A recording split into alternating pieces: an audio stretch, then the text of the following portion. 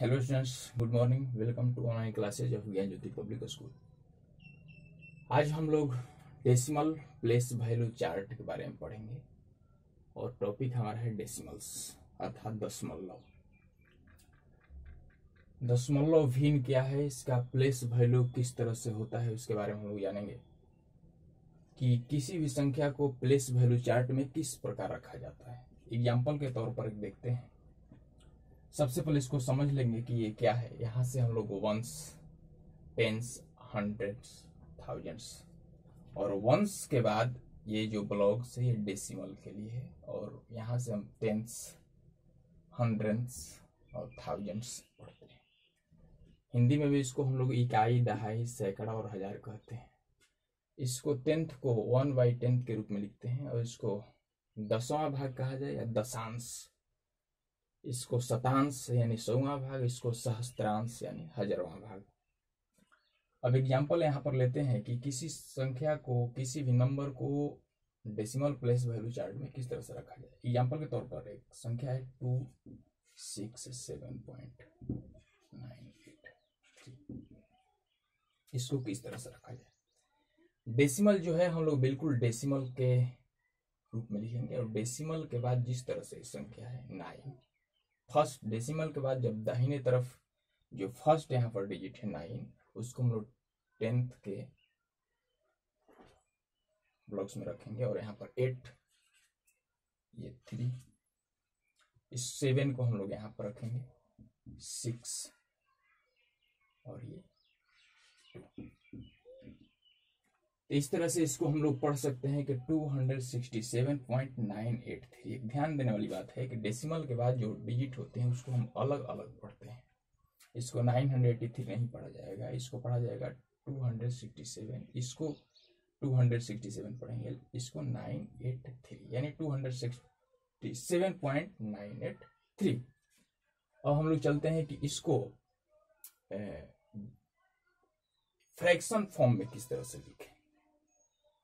267.983, यहाँ से एक बात समझने वाली है कि ये वंस से लेकर 1000 तक यानी इधर डेसिमल से बाईं तरफ जो नंबर है इस सबको हम होल नंबर कहते हैं और डेसिमल के जो दाहिने तरफ जो नंबर है इसको फ्रैक्शनल फॉर्म कहते हैं। 0.983 यानी पूरी संख्या को अगर हम लोग एक्सपेंडेड फॉर्म में लिखें, विस्तारित रूप में लिखें, तो इसको हम लोग लिख सकते हैं 200 प्लस 60 प्लस 7 प्लस 9/10, क्योंकि 9 का ये जो डिजिट है वो 10th के ग्रुप में है, 10th के ब्लॉक में है यहाँ पर। और 8 को हम लिख सकते हैं कि 8 क्या है 100th का, तो 8/100 और 3 को 3/1000 इस तरह से लिखेंगे। अब यहाँ पर कुछ क्वेश्चन है कि किसी भी डेसिमल नंबर को फ्रैक्शन के रूप में किस तरह से लिखा जाए, किसी फ्रैक्शन को डेसिमल नंबर के रूप में किस तरह से लिखा जाए। तो हम एक संख्या लेते हैं यहाँ पर 2.56, इसको हमको लिखना है फ्रैक्शन के रूप में, तो हम लिख सकते हैं 256, ठीक है। डेसिमल के लिए हम लोग लिखेंगे 1 और डेसिमल के बाद जितने डिजिट हैं उतने 0 का यूज करेंगे। हमारा इस तरह से एक फ्रैक्शन हो गया। ये अगर कोई फ्रैक्शन है तो उसको डेसिमल फॉर्म में कैसे रखें। जैसे फ्रैक्शन है कि 18.1000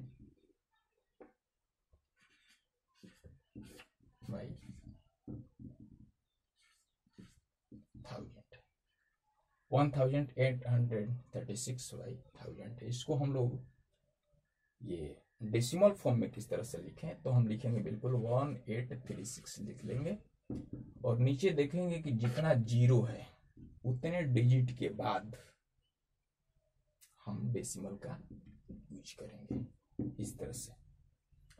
और हम लोग इसमें पढ़ना है आगे की लाइक फ्रैक्शन में किस तरह से बदला जाए। तो किसी संख्या को इस तरह से हम लोग लाइक फ्रैक्शन में किस तरह से चेंज कर लेंगे। मेरे पास एक नंबर है 2.63, 9.2, 7.325।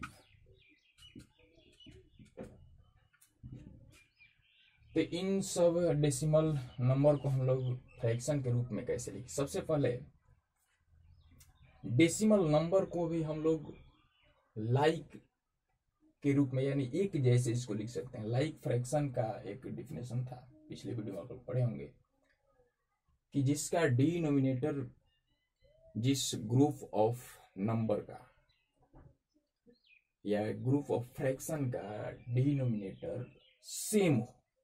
तो हम सेम कैसे कर सकते हैं? हम देख रहे हैं कि इसको फ्रैक्शन के रूप में लिखेंगे, 263/100 लिखेंगे।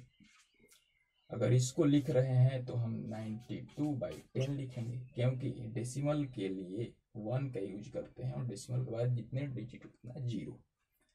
इसको लिखेंगे 7325/1000। क्यों?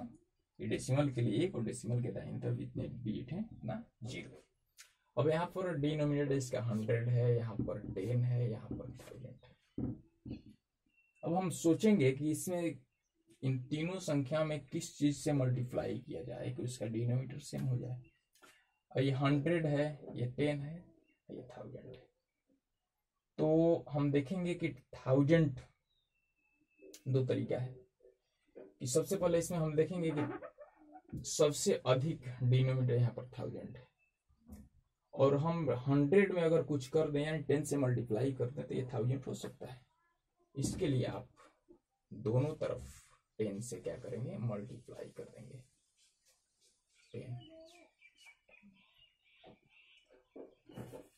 10 से मल्टीप्लाई कर देंगे तो हो जाएगा हमारा 263/1000। कोई इसके वैल्यू में कोई अंतर पड़ने वाला नहीं है।